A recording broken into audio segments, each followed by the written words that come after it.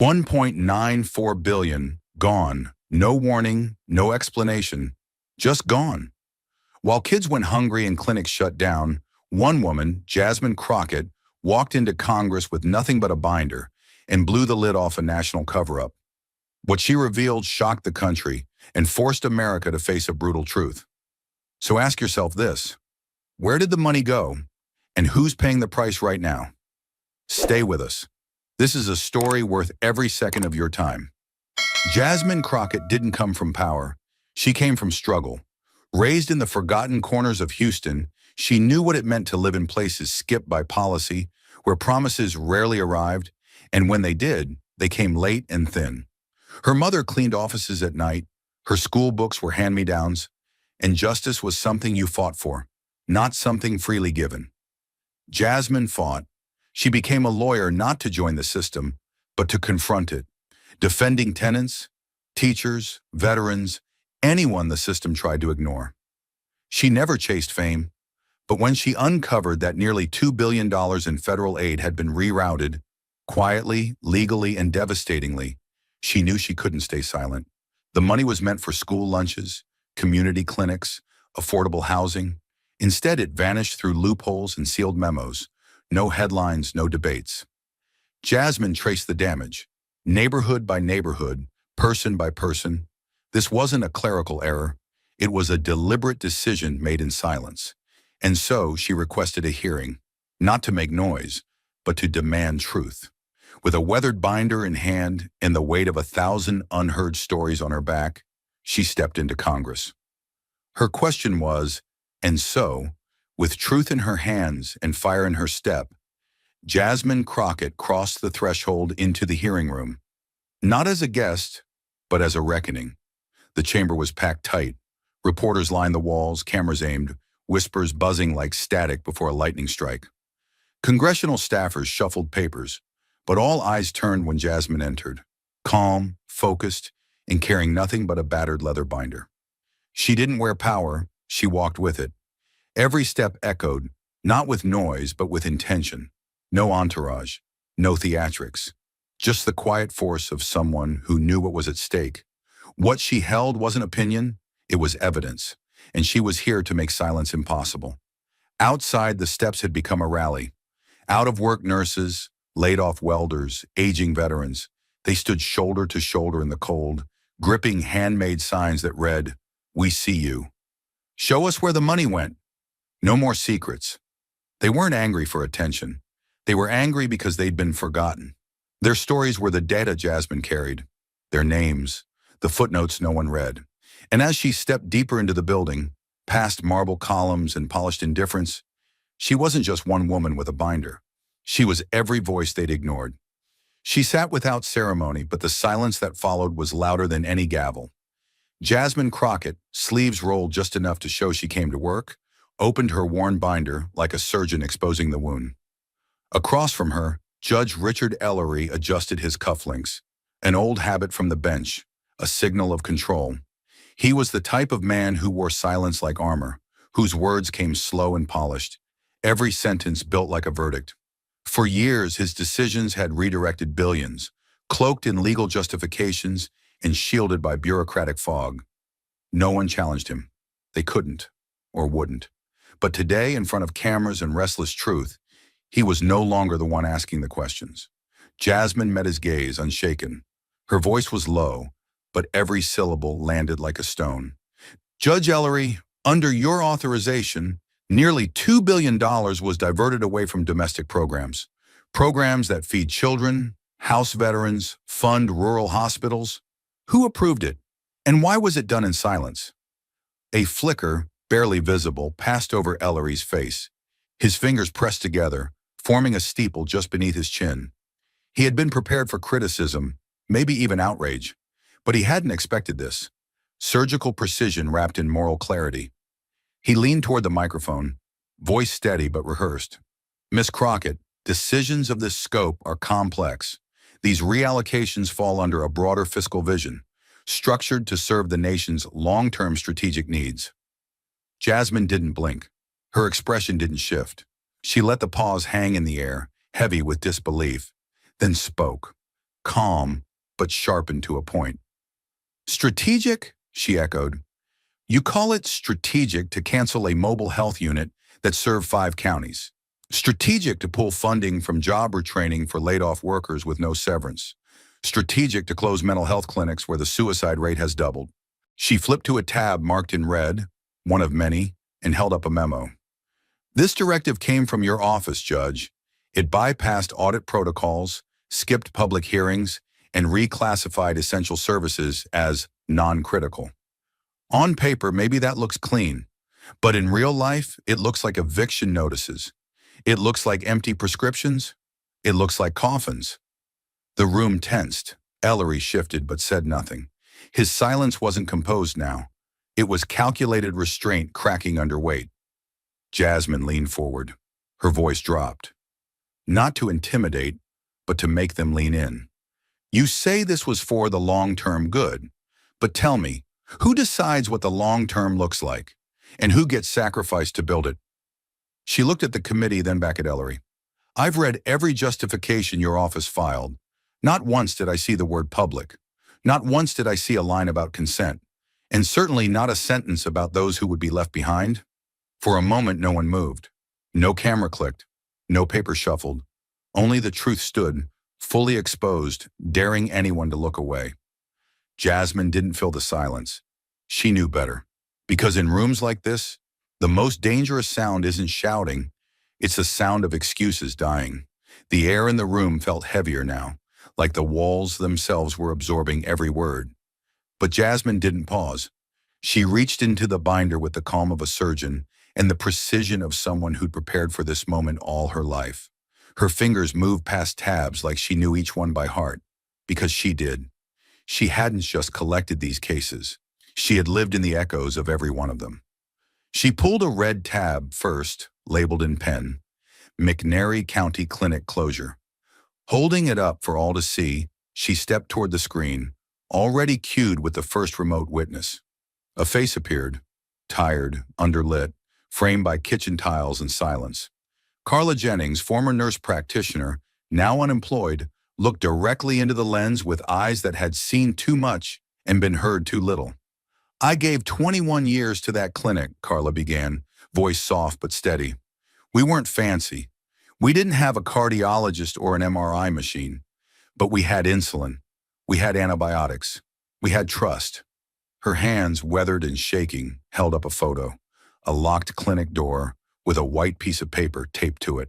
It read in black ink, all caps, funding terminated, permanently closed.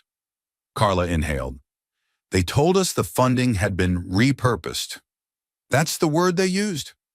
Like we were furniture. Jasmine watched the committee. A few shifted in their chairs. One scribbled something without looking up. But no one interrupted. No one dared. Since we closed, Carla continued, our nearest ER is 67 miles away. We've already lost 2 patients. One bled out from a ruptured ulcer waiting for a ride. Another didn't get his insulin in time. He died in his home alone. Jasmine closed the folder softly, then opened a new one.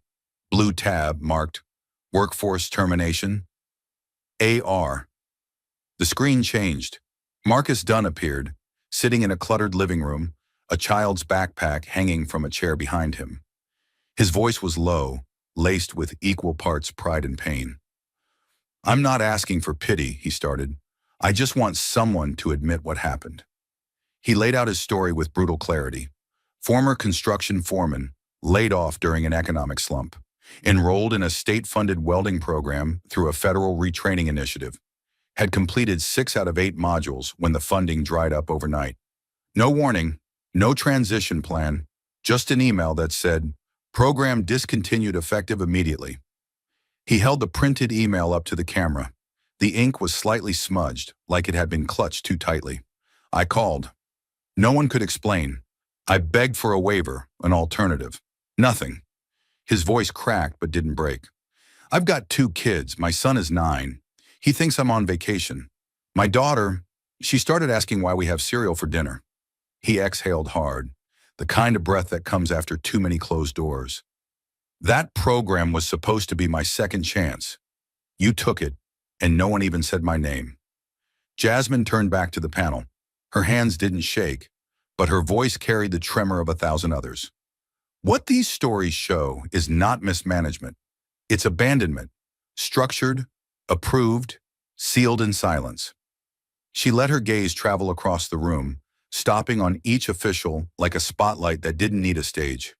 And while they were calculating long-term returns, these people were calculating whether they could afford gas to reach the nearest food bank. The room didn't breathe, because in that moment, it wasn't just data anymore.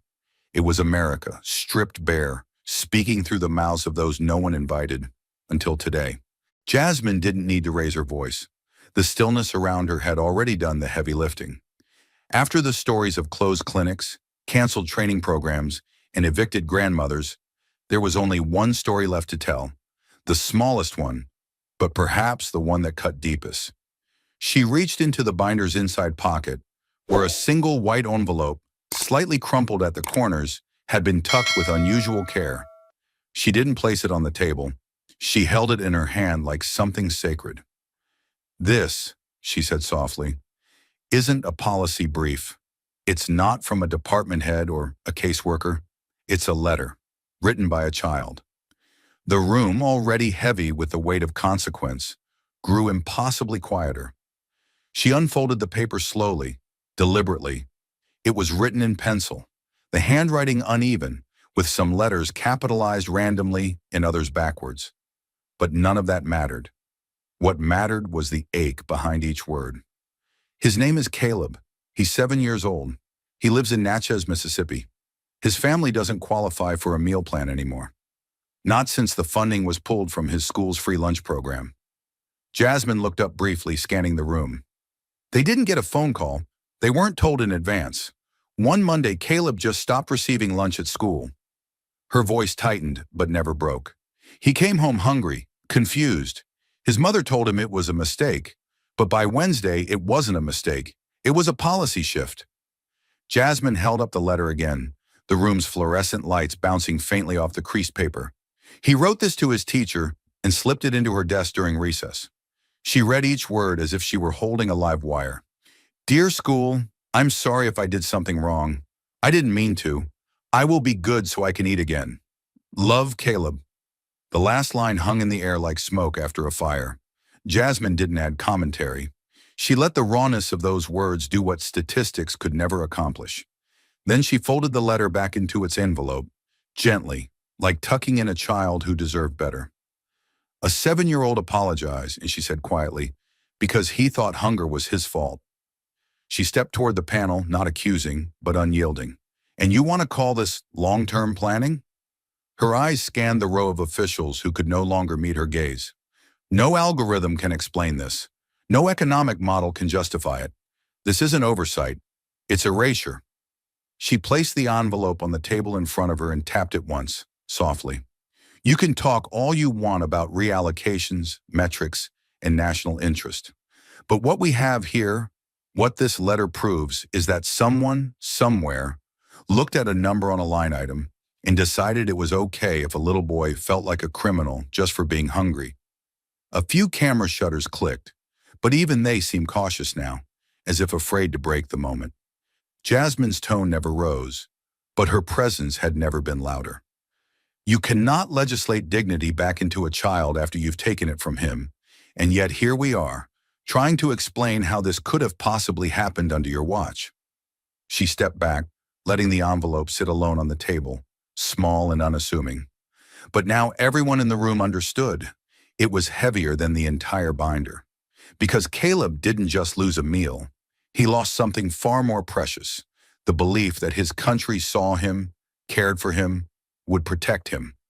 And Jasmine Crockett had just made damn sure the system could no longer pretend it didn't know his name. The soft hum of the monitors was the only sound in the room as Jasmine stepped back from the story of Caleb, the boy who thought hunger was punishment. But the silence didn't last long. The main screen behind her flickered again, this time not as part of a presentation, but as a live request. A staffer whispered something to the committee chair. He nodded, leaned forward, and said, "We've just received a remote testimony request from Mayor Helen Dorsey of Belfield, Nebraska." Jasmine didn't flinch. She had been waiting for this one. She gave a small nod as the screen widened, revealing a modest office.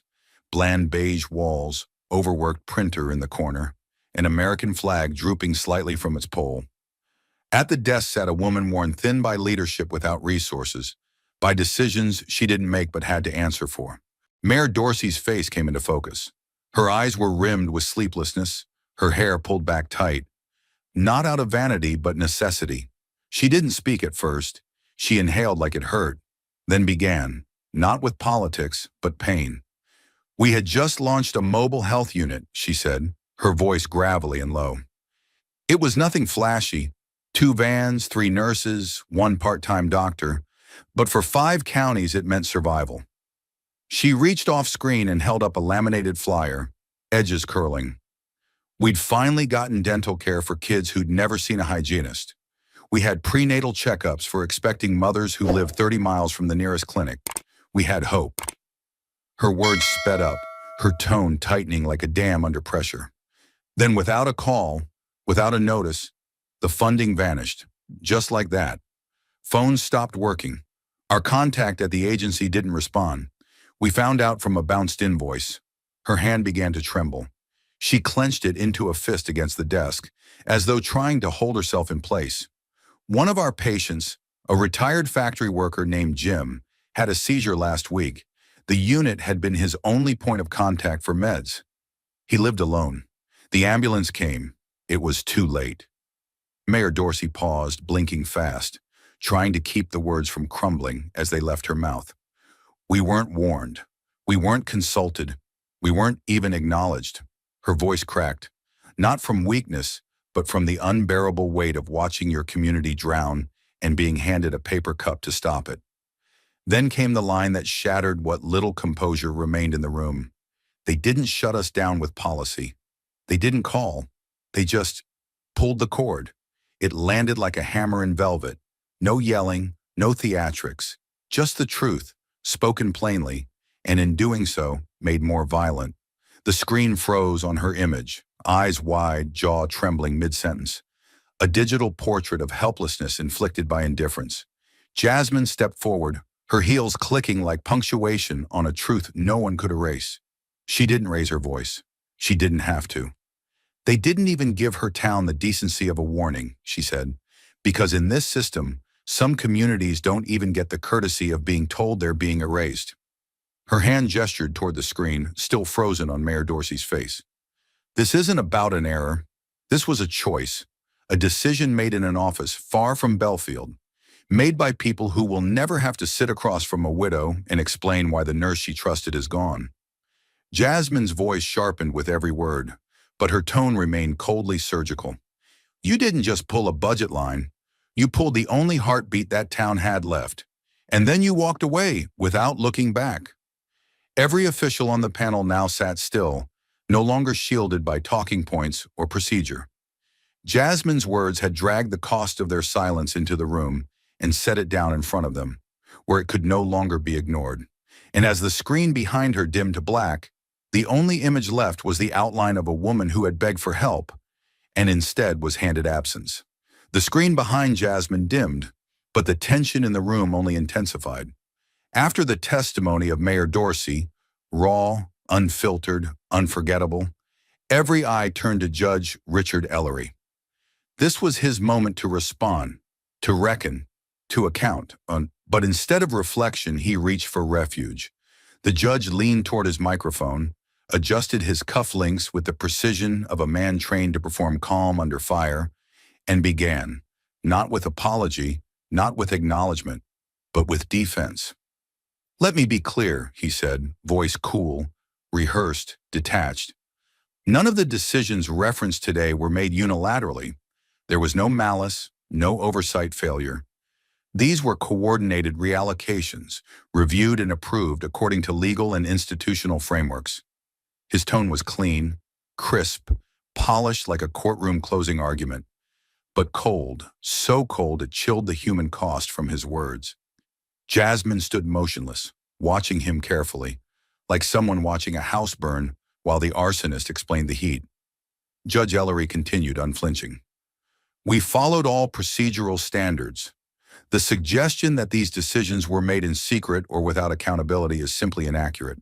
There was no targeted harm. These were structural adjustments made in light of evolving national priorities. Difficult choices, yes, but necessary ones. His hands never shook. His face remained impassive. But behind the calm facade was the unmistakable sound of someone fortifying a wall they knew had already cracked. Then came the line that ignited the room. If there were unintended consequences, we regret them. But regret is not the same as wrongdoing. The words fell like ice across a table already scorched by truth. Jasmine didn't respond immediately. She let the silence do the work, let the arrogance settle and stain. Around the chamber, jaws tightened, pens dropped, and even the committee members looked unsure whether they had just witnessed leadership or evasion dressed in judicial robes. Because in that moment, the system didn't just deny accountability, it declared itself untouchable. And Jasmine Crockett, standing amid the wreckage of numbers with names and policies, with victims, knew exactly what kind of fire that denial needed to meet. Judge Ellery's cold denial still lingered in the air, but Jasmine didn't flinch. She didn't waste a second arguing with polished indifference. Instead, she turned, deliberate, steady, toward a whiteboard placed at the side of the room. The cameras pivoted to follow her. What had seemed like a simple diagram now became the courtroom's most damning piece of evidence. Jasmine picked up a black marker, circled the top box on the flowchart, discretionary override, then traced her finger down the arrows. No audit required. No external review. No congressional briefing. Her voice sliced through the silence like a scalpel. This, she said, is the process by which nearly $2 billion disappeared. Not with debate, not with oversight, but with the stroke of a pen, behind closed doors, and without a single vote cast by an elected official. The lines on the chart weren't just procedural.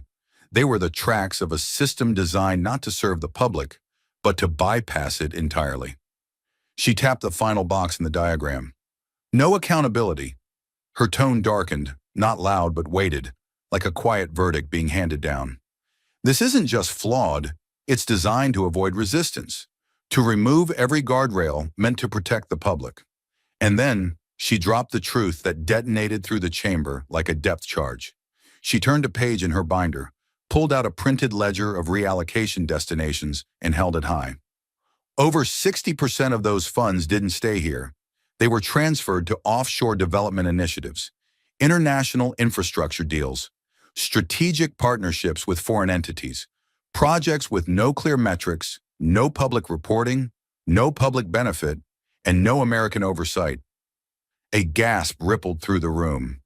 Even some of the most seasoned committee members leaned forward, eyes wide, jaws tight.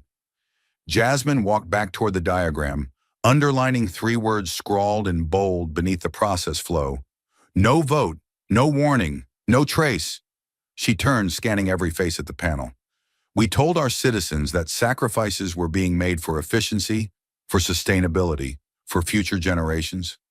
But what we didn't tell them is that their sacrifices were being shipped overseas, quietly, conveniently, without a headline. She paused just long enough to let the betrayal fully take root. So when Judge Ellery says this was legal? Maybe. But if legality has become a shield for silence, then this chamber has a far bigger problem than budget cuts. It has a crisis of trust, and trust, once broken, doesn't come back with excuses. Her finger rested on the word override one last time, and this time, her voice didn't just carry, it condemned. What do you call a government that rewrites priorities without asking permission, hides the consequences, and exports the cost? She stared directly at Ellery.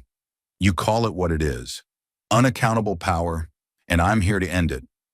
The air was already strained, stretched tight from the weight of exposed truths and brutal clarity.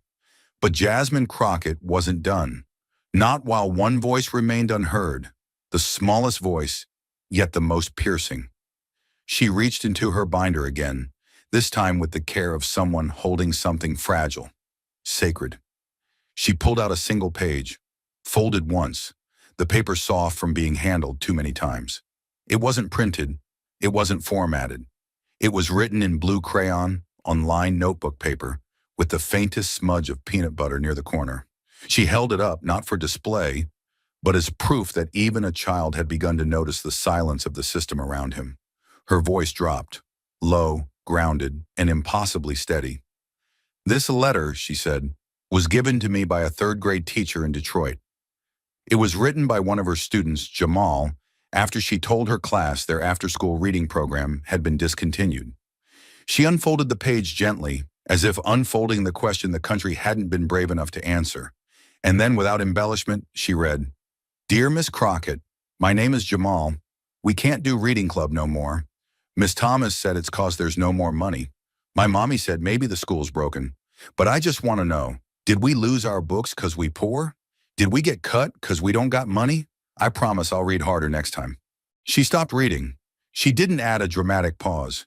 She let the rawness of those words do what entire hearings often failed to do: bring the system face to face with what it had become. Jasmine folded the letter back with precision and placed it on the desk in front of her like it was evidence in a murder trial. Then she looked up, slowly scanning the panel. Her voice didn't rise, but it deepened with intent. That boy didn't ask for sympathy. He asked for fairness. And what he got was a closed door and a quiet cut. No announcement, no press conference, just gone. Judge Ellery didn't move at first. For a moment he looked carved from stone, jaw locked, eyes unmoving, hands folded so tightly the knuckles paled. But beneath the facade something cracked, not visibly, not loudly, but the denial, the rehearsed stillness, the cold assurance began to erode. He blinked slowly, as if seeing something he couldn't unsee. He didn't speak. He couldn't. Because how do you defend a system so numb that a child thinks poverty is a punishment? The silence wrapped the chamber like smoke, thick and unbreathable. Then, a chair shifted. A figure stood. Not one of the usual speakers. It was Congressman Walter Hemsworth, a senior representative from Ohio, known more for committee attendance than public statements. His voice was raspy from age or disuse.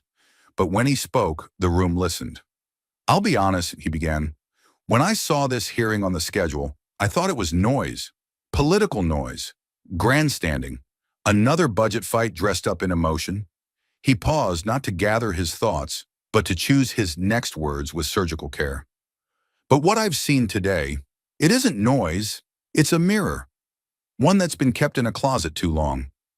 He looked around the chamber, then back to Jasmine. "This system isn't broken because it makes tough choices.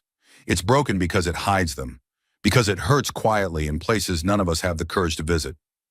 He pointed, not to a document, not to a chart, but to the letter lying in front of Jasmine. "That boy asked a question none of us here were brave enough to ask. Did we get cut because we don't got money?" His voice caught, just for a moment. "And I don't have an answer, but I know this. Not answering is no longer acceptable." Jasmine nodded once, not in triumph, but in recognition.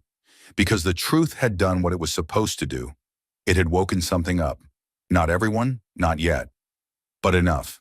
Enough to begin. The last echoes of Congressman Hemsworth's words were still fading when Jasmine Crockett stepped forward.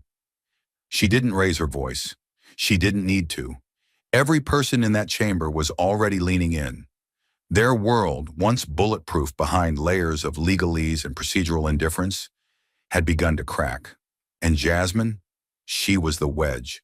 She walked with calm, controlled gravity to the whiteboard at the edge of the room. It had been there the whole time, ignored, like so much of the truth in Washington. But now it was the centerpiece. She picked up a thick black marker and faced the board. Her hand moved with precision, drawing a diagram as simple as it was damning. At the top, a rectangle labeled Discretionary Override. An arrow pointed downward to another box, Internal Memo. Another arrow, Silent Execution. At the end, circled in red, was one final box. No oversight, no accountability, no record. The silence deepened. Some in the audience were taking notes. Others had stopped. Their pens hung mid-air like question marks. Jasmine turned back to face the panel, marker still in hand. "This," she said, gesturing to the diagram behind her, is how nearly $2 billion disappeared. A few heads tilted, a rustle from the back. Judge Ellery folded his hands again, this time tighter. Jasmine didn't glance at him. No votes, no public hearings, no state consultations. Just a single directive. One clause buried in an appendix. One decision made in a closed room by someone whose name the public will never know. And just like that, money meant for schools, hospitals, job programs was gone. The sound that followed wasn't noise. It was realization, the kind that doesn't explode but unfolds. A new awareness passing like a ripple through the crowd. Committee members shifted in their chairs as if trying to subtly distance themselves from what they had just learned. Jasmine tapped the first box, discretionary override. This clause was never meant to be routine. It was built for actual emergencies, war, disaster, catastrophic failure. But in the last 2 years, it's been invoked over 400 times. She let that number settle. No spin, no exaggeration, just the math. 400 budget decisions made without public record, under a clause no one debates and no one tracks. She moved to the next box, internal memo. These reallocations don't go through elected representatives. They go through 2 layers of internal review, where every red flag is labeled classified and every concern is buried under the phrase strategic necessity. She turned to the final box. Silent execution. That's where the programs die. Quietly, without press releases, without closure, no accountability, no hearings, just absence. Her tone shifted, not louder but sharper, more surgical. This is how the housing assistants in Belfield vanished. This is how Jamal lost his reading program. This is how a clinic in Tennessee closed 2 weeks before flu season. She took a step forward, past the board, past the comfort of abstraction. You didn't just lose track of money, you built a process that ensured you wouldn't have to face what happened after it moved. The weight of her words landed with the precision of a courtroom verdict. Jasmine didn't blink, didn't stutter. She reached into her folder again and pulled out a printed breakdown, page after page of redirected funding lists. She raised one page, highlighted in yellow. The committee screens mirrored it behind her. 62%, she said flatly. That's how much of the reallocated money went to foreign infrastructure projects. Gasps this time. Audible. Jasmine continued. Strategic partners, foreign ports, digital connectivity programs in Europe and Asia, consulting contracts with overseas firms. Not humanitarian aid, not disaster relief, infrastructure. She took a breath, not because she needed it, but because the room did.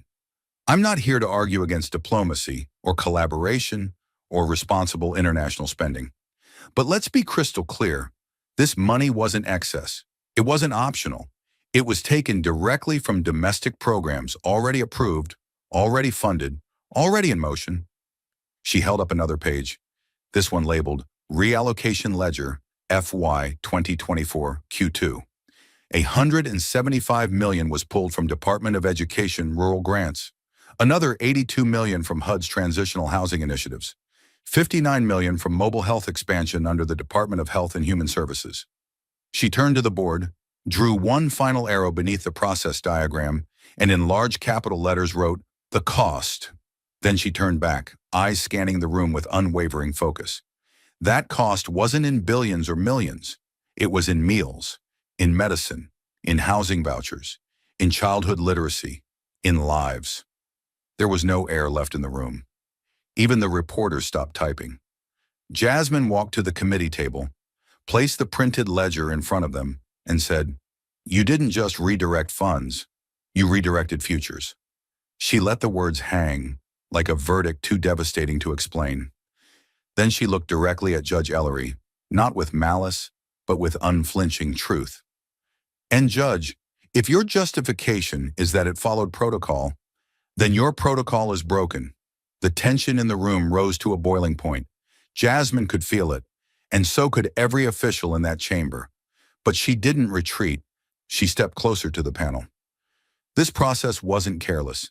It was calculated, designed to avoid attention, designed to skip scrutiny, and it worked. Until now. She pointed at the diagram again. Every committee member turned to look. You asked for answers. I gave you the map. You wanted proof. You're holding it in your hands. But if you walk out of this room today pretending this was just another hearing, then you're part of the design. She paused, her breath steady, her voice low, but undeniably firm. You can no longer claim ignorance. Not after today, not after this. And with that, she stepped back. Binder closed, eyes unwavering. The truth had struck, not with fury, but with precision. And the room, once indifferent, once distant, now felt smaller. Not because the walls had moved, but because the veil had been ripped away. And no one, not even Judge Richard Ellery, could unsee what had just been drawn in black ink, spoken in hard truth, and burned into memory. The room was motionless, not because people were calm, but because they were paralyzed by the clarity of what had just been exposed. The air itself had weight now. Every breath felt thick, as if the oxygen had been replaced with consequence. Jasmine Crockett had just sketched the anatomy of betrayal in black marker, and there was no looking away. She had peeled back the polished language of bureaucracy and shown it for what it really was. A machine designed to move billions without looking into the eyes of the people it stripped bare. Then came the chime. A soft ding echoed through the chamber like the first drop of rain before a storm. It came from the lead committee aide's tablet. He glanced down, then toward the chair. Confused, he leaned in and whispered something. The chair blinked, then raised an eyebrow. Another remote speaker request, he announced. This one isn't scheduled. There was a pause, a long one, the kind of pause that used to mean deny it, but something had shifted. Denial was no longer safe. The chair gave a nod. Let it in. The monitors blinked. A loading wheel spun. Then a face appeared. A middle-aged woman, dark circles under her eyes, sitting in a school hallway with a whiteboard behind her that read, 5th grade, Miss B. Her name was Leanne Brody, a public school teacher from Western Kentucky. The connection wasn't perfect. Her audio crackled, her video was slightly off-center, but her message was clear. I didn't think I'd ever be on a screen like this, she began, adjusting the camera with shaking hands. I've been watching this hearing, and I couldn't stay silent. The room, once governed by rules and rhythms, was now held captive by the unscripted. No one spoke. No one dared cut her off. Last year, my school lost its literacy support staff. We were told the funding had been reallocated for national priorities. So now I run reading groups during lunch. I buy books from Goodwill. We use old vocabulary cards from the 1990s. But my kids don't know that. They still come in, still hope. And I've just been praying every day that someone up there would finally listen. She looked directly into the camera, not at Jasmine, not at the panel, but at the people watching from home. So if you're watching this, if you're part of the reason my kids no longer get help learning to read, I want you to hear something. They still believe in you, but I don't know how long that will last. She signed off. The screen faded, but the silence she left behind didn't. Then before anyone could process, another chime, another feed request, this time from a man in a mechanic's jumpsuit standing in front of a chain-link fence with a faded UAW logo behind him. His name tag read Oscar L. He spoke with calloused hands and the kind of voice that sounded like it had argued with machines and won, until the government pulled his job training funding mid-program. I was laid off after 33 years. Thought I'd never have to start over, but I was ready. Signed up for a workforce retraining course. Mechatronics. We were halfway through when we got an email. Program canceled. No refund. No backup. Nothing. They just told us the budget was restructured. His voice rose, not with rage, but the desperation of someone who'd run out of ways to explain disappointment to his family. I sat at the kitchen table that night and told my wife I'd find another way. But there ain't another way. Not at 56. Not in my town. The screen cut to black. Before anyone could speak, a third chime, then a fourth, then 6 more. One by one, feeds flooded in. A nurse in North Dakota, a social worker in New Mexico, a foster parent in Ohio, an EMT in rural Alabama, a janitor from a shuttered school in South Carolina. Each story came not as testimony, but as rescue flares. Each voice, trembling or furious, cracked the foundation of indifference. Each face said what policy documents couldn't.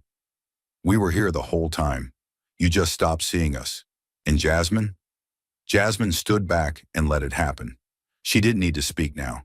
She had lit the match. Now the truth was burning on its own. Some feeds weren't polished. Some broke mid-sentence, but that only made them more real. We lost our mobile mental health unit last spring. Since then, we've had 3 suicides in our county, all teenagers. I run a veterans outreach center. We were supposed to get funding for trauma counseling. It got pulled. My brother was on that wait list. He OD'd last month. These weren't statistics. These were exhibits. Undeniable, unsanitized, unfiltered.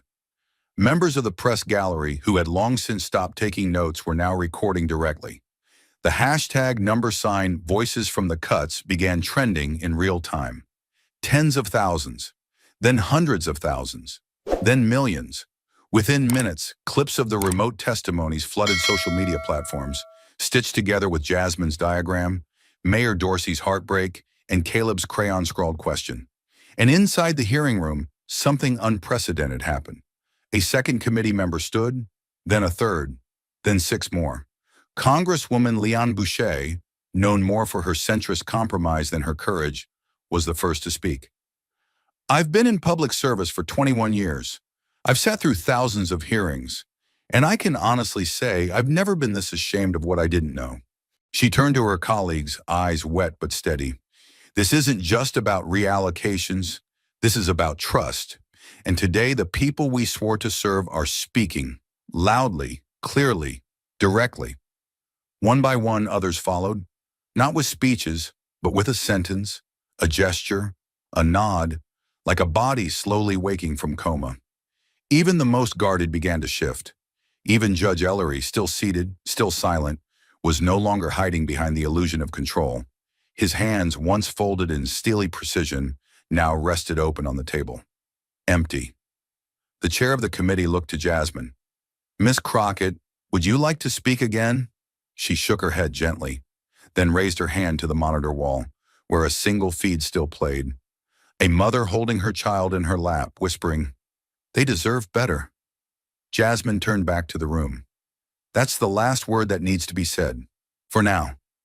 Because today she hadn't spoken for them. She had spoken with them, and now the country was listening. For the first time all morning, Judge Richard Ellery was no longer in control. Not of the room, not of the narrative, not even of himself. The storm Jasmine Crockett had brought into the hearing hadn't come in the form of fury or shouting. It came like erosion, slow, steady, merciless. One truth at a time, one voice at a time. And now, after hours of silence dressed as stoicism, Ellery was starting to fray. Not in any obvious way. His voice hadn't cracked, his hands hadn't shaken, yet, but his armor had begun to sink. You could see it in his eyes. Where there had once been steely detachment, now there was stillness laced with a flicker of fear. He sat there, shoulders no longer squared but slightly slumped, as the testimony of everyday Americans, streamed in by the dozen, continued playing behind Jasmine. It was no longer a hearing, it was a reckoning. And the man who had authored the discretionary override memos, the one who had signed off on the quiet death of public programs with clinical precision, was now the one being watched. Jasmine hadn't even addressed him directly in over 20 minutes. She didn't have to. The people had taken over, and that was what finally began to undo him. He turned his gaze down, ostensibly to review documents on the desk, but the pages remained untouched. His hands, once confidently folded, now rested apart. Open, vulnerable. He looked less like a judge and more like a man discovering, for the first time, just how far the consequences of his decisions had traveled. The committee chair cleared his throat. "Judge Ellery," he said softly, "you've heard the testimony. The documentation, the real-time accounts. Do you have a response?" The room froze. Every journalist readied their hands. Every aide stopped pretending to work. Cameras angled themselves like vultures circling a long-delayed moment. Ellery's mouth opened slightly, closed again, then opened once more. I believed in the structure. His voice wasn't weak. It was naked. And in Ellery's world, that was far more dangerous than weakness. I believed that within the process, fairness would be preserved.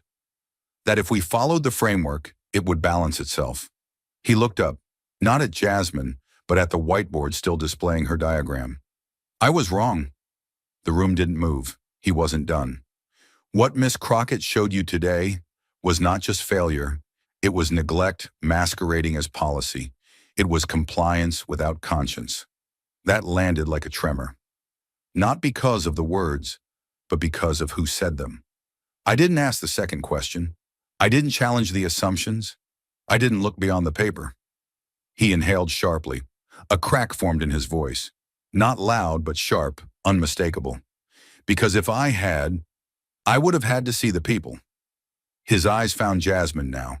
For the first time all day they locked, not as adversaries, but as one who had built the machine and one who had been fighting it her entire life. She didn't smile.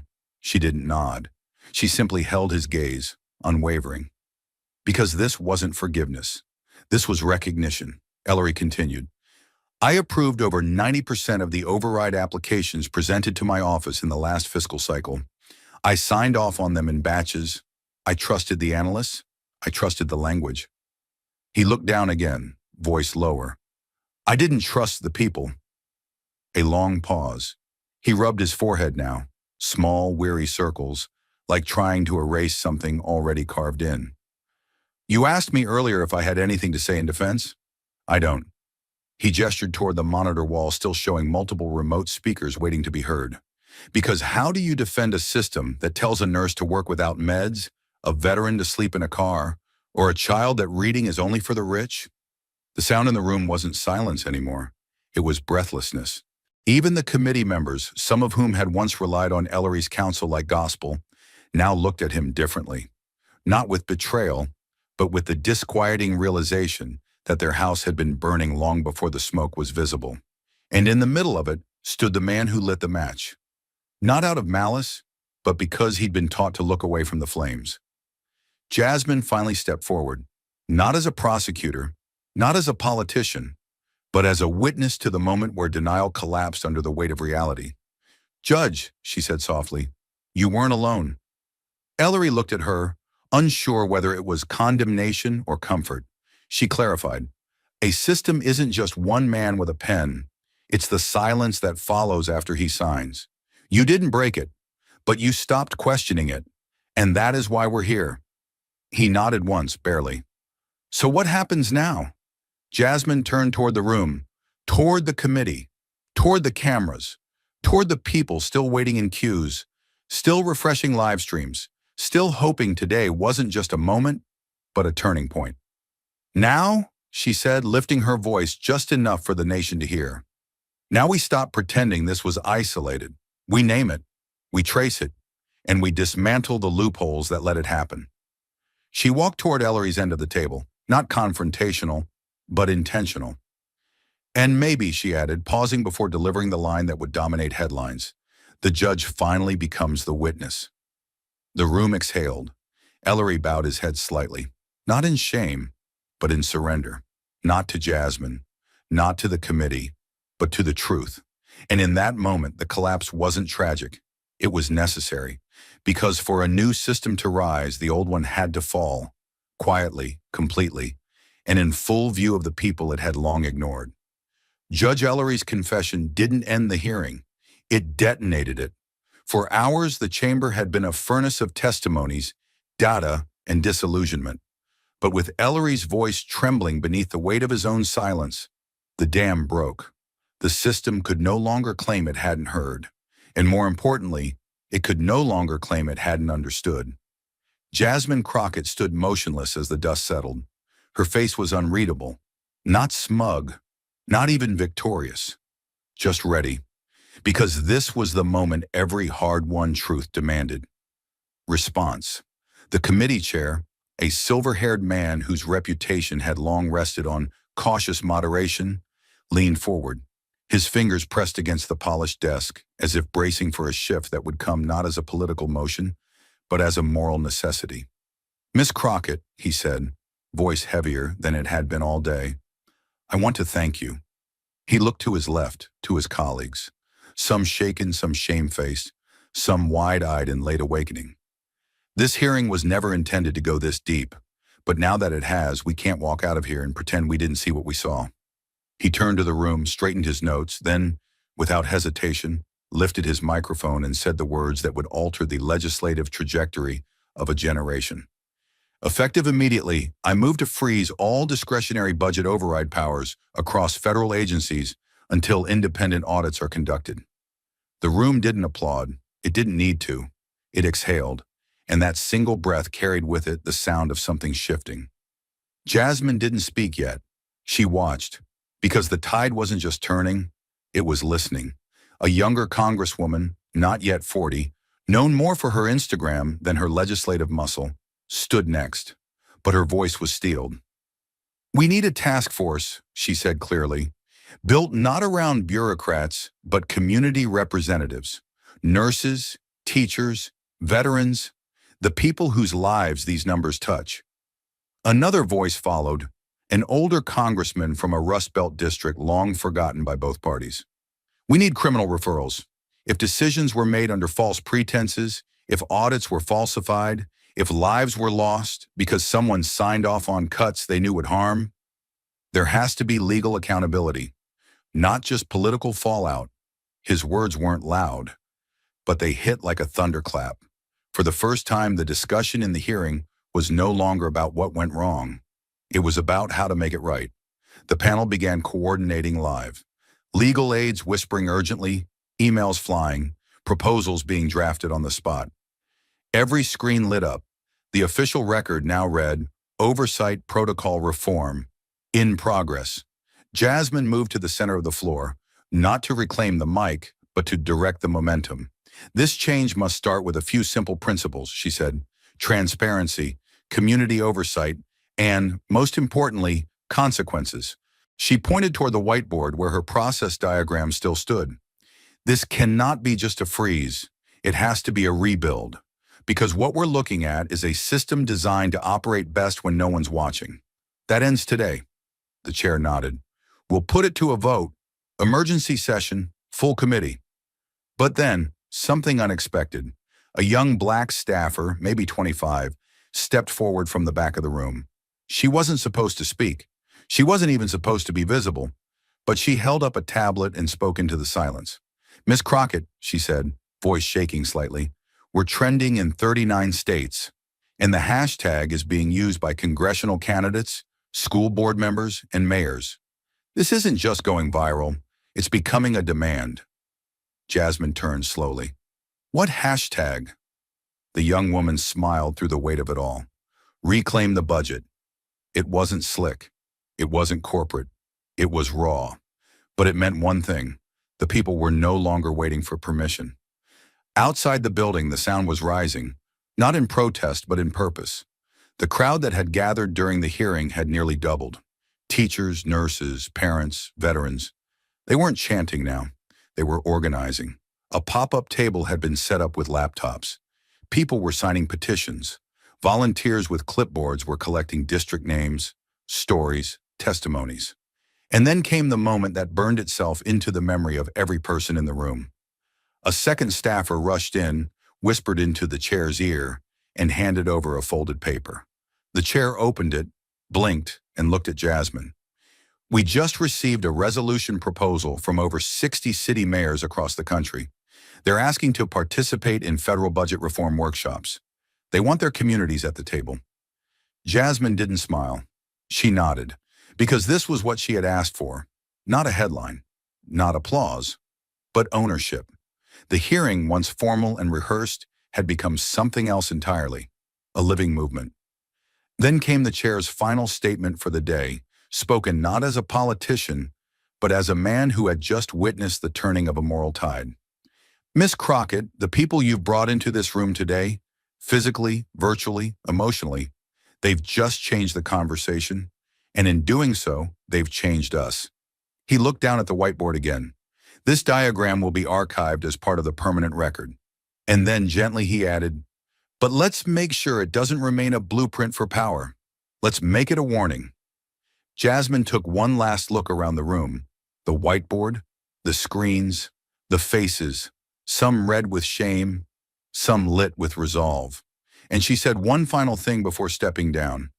If we're brave enough to admit the system was rigged, then we must be brave enough to unrig it, brick by brick, budget line by budget line, in the open, where the people can see. And with that, she walked away from the mic, not with her binder, not with a gavel, but with something far stronger. Momentum, real, tangible, unstoppable. The hearing room emptied slowly, not because people were ready to leave, but because they didn't want to forget how this felt. For the first time in years, perhaps decades, something real had happened within those walls. Not political theater, not posturing, but something raw, undeniable, and human. Jasmine Crockett stayed seated long after the cameras were shut off. Her binder sat closed beside her, dog-eared and worn. Not a weapon anymore, not a shield, just what it had always been, a record of the unheard, a testimony in pages. She looked out at the nearly empty gallery. Staffers moved quietly with new urgency. Journalists whispered behind their phones. And on the walls, her diagram still stood. The process flow of a system that had been exposed in daylight for the first time.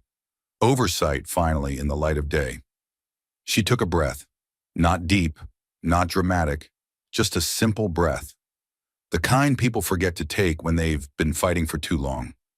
Then came a tap on her shoulder. It was the young congressional staffer from earlier, the one who'd read Jamal's letter, the one who stood when others sat. "Miss Crockett," she said gently, "there's someone waiting for you outside." Jasmine nodded, gathered her things, and stood. The hallways weren't silent, but they weren't chaotic either. They hummed with a new kind of energy, determined, focused. She passed by people she didn't know, but they all looked at her like they did. A nod, a whisper, a single word murmured over and over. "Thank you." Outside the building, the scene had transformed. The protest signs were gone, not discarded, but replaced. Now people held clipboards. They were forming lines, not to shout, but to register, to volunteer, to stay. The movement hadn't ended inside that chamber. It had been born there. A group of teachers stood off to the left, handing out printouts of Jasmine's flowchart. Someone had already turned it into a flyer. Another had turned it into a PowerPoint template.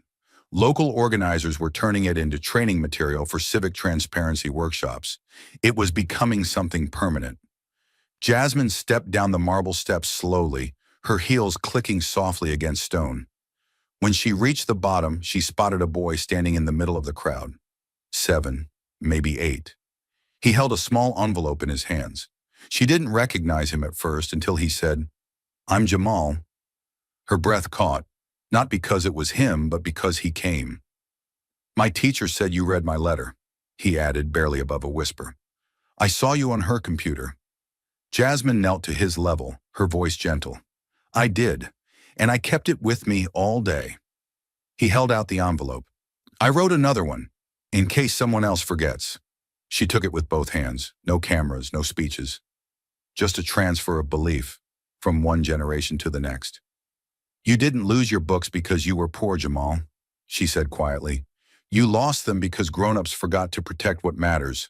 But we're fixing that now. You helped fix that." He nodded, smiling like he finally believed her. Then turned and ran back to a woman waiting by the sidewalk, his mother, who wiped her eyes and waved. Behind Jasmine, someone else was approaching, Congresswoman Hartley, still in her heels, still carrying the same folder she had held during the hearing. "You should know," she said, "the oversight suspension bill is going into drafting tonight, and we want you in the room when it's written." Jasmine raised an eyebrow. "Only if the people who showed up today are in that room too." Hartley smiled. "That's the idea." They shook hands, not as politicians, as co-conspirators in the rebirth of public accountability. Jasmine turned back to the crowd. She didn't wave. She didn't posture. She just stood there watching democracy realign itself around the people who'd always been left behind. Across the plaza, someone had set up a whiteboard and was drawing her diagram again, this time in red and green markers. High school students were gathered around, asking questions. A teacher handed out blank copies and said, "Today we teach this, not for the test, for life." Someone else had set up a table labeled Budget Watchdogs. Another read, Community Review Sign-Up. It was no longer Jasmine's moment, it was theirs, and she was exactly where she belonged. One voice among many, no longer shouting to be heard, but listening because people finally were. She turned toward the edge of the crowd, where a single protest sign still remained. It wasn't angry, it wasn't accusatory, it was handwritten in thick black marker, and it simply said, "Silence is how they forgot us. Speaking is how we remember ourselves." She smiled. Not out of relief, but because she knew now, this wouldn't end here. They would try again, those who wanted silence, those who wanted shadows. But now the people had a flashlight, and they were learning to use it. That evening, Jasmine sat in a small DC cafe with her binder in her lap and a hot tea steaming in front of her. Her phone buzzed every few seconds. Press requests, message notifications, invitations to panels and town halls and networks she'd once been excluded from. She didn't open them. Not yet. She pulled out Jamal's second letter and unfolded it slowly. It read, "Dear Miss Crockett, I still want to read. Can I help you help the other kids too? I'm not afraid no more. You made it okay." She placed the letter back in the binder, closed it, and exhaled. Not in exhaustion, but in beginning. Because change doesn't happen in thunder. It happens in moments like this, when one person dares to show the system what it's supposed to be, and others dare to believe it can be more. Jasmine Crockett had not come to lead a movement. She had come to speak a truth. But when truth is finally heard, people move. And when people move, everything changes. Thank you for watching until this moment and for standing with us on this journey for justice. Your support means everything. Like, subscribe, and turn on notifications so you never miss what's next. And we'd love to hear your thoughts. Leave a comment below and let us know what moved you most in this story. Together, our voices make a difference.